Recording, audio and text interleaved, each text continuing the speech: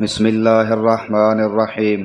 حضرت ابو ہریرہ رضی اللہ عنہ روایت کرتے ہیں کہ رسول اللہ صلی اللہ علیہ وآلہ وسلم نے فرمایا، اس ذات کی قسم جس کے ہاتھ میں میری جان ہے، وہ زمانہ آنے والا ہے جب ابن مریم عیسیٰ علیہ السلام تم میں ایک عادل اور منصف حاکم کی حیثیت سے اتریں گے۔ وہ صلیب کو توڑ ڈالیں گے، سوروں کو مار ڈالیں گے اور جزیہ کو ختم کر دیں گے۔ اس وقت مال کی اتنی زیادتی ہوگی کہ کوئی لینے والا نہ رہے گا۔ صحیح بخاری حدیث نمبر 2222۔ ابن عباس رضی اللہ عنہما نے بیان کیا کہ نبی کریم صلی اللہ علیہ وآلہ وسلم نے فرمایا، تجارتی قافلوں سے آگے جا کر نہ ملا کرو، ان کو منڈی میں آنے دو، اور کوئی شہری کسی دیہاتی کا سامان نہ بیچے۔ انہوں نے بیان کیا کہ اس پر میں نے ابن عباس رضی اللہ عنہما سے پوچھا کہ حضور اکرم صلی اللہ علیہ وآلہ وسلم کے اس ارشاد کا کہ کوئی شہری کسی دیہاتی کا مال نہ بیچے مطلب کیا ہے؟ تو انہوں نے فرمایا کہ مطلب یہ ہے کہ اس کا دلال نہ بنے۔ صحیح بخاری حدیث نمبر 2158۔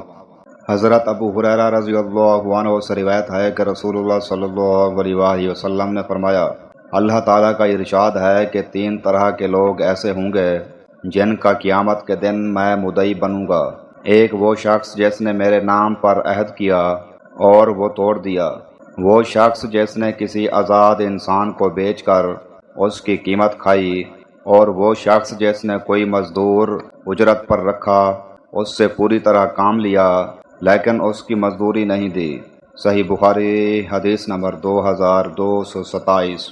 سعید بن ابی حسن سے روایت ہے، انہوں نے کہا کہ میں ابن عباس رضی اللہ عنہما کی خدمت میں حاضر تھا کہ ایک شخص ان کے پاس آیا اور کہا کہ اے ابو عباس، میں ان لوگوں میں سے ہوں جن کی روزی اپنے ہاتھ کی صنعت پر موقوف ہے، اور میں یہ مورتیں بناتا ہوں۔ ابن عباس رضی اللہ عنہما نے اس پر فرمایا کہ میں تمہیں صرف وہی بات بتلاؤں گا جو میں نے رسول اللہ صلی اللہ علیہ وآلہ وسلم سے سنی ہے۔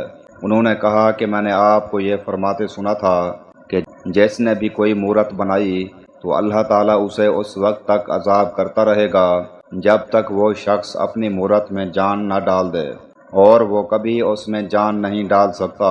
یہ سن کر اس شخص کا سانس چڑھ گیا اور چہرہ زرد پڑ گیا۔